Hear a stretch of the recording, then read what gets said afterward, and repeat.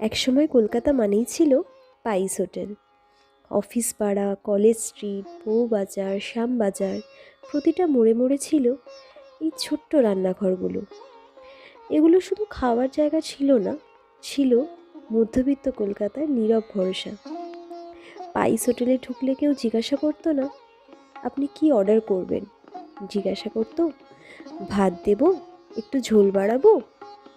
কোনো গার্নিশ নয়, কোনো নামি সসও নয়, কিন্তু সেই স্বাদে ছিল সময়, ধৈর্য আর মায়ের হাতের ছোঁয়া।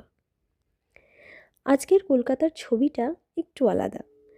বড় বড় ফ্যান্সি রেস্টুরেন্ট, বিদেশি নাম, দামি কাঁটা চামচ, আর প্লেটিং যেন খাবারের থেকেও গুরুত্বপূর্ণ। পুরনো কলকাতা ধীরে ধীরে বদলাচ্ছে, গলি সরু হচ্ছে, স্মৃতি চাপা পড়ছে, কিন্তু যে কটা পাইস হোটেল এখনও টিকে আছে তারা দাঁড়িয়ে আছে ইতিহাসের মতো, চুপচাপ, গর্বিত ও নির্ভরযোগ্য।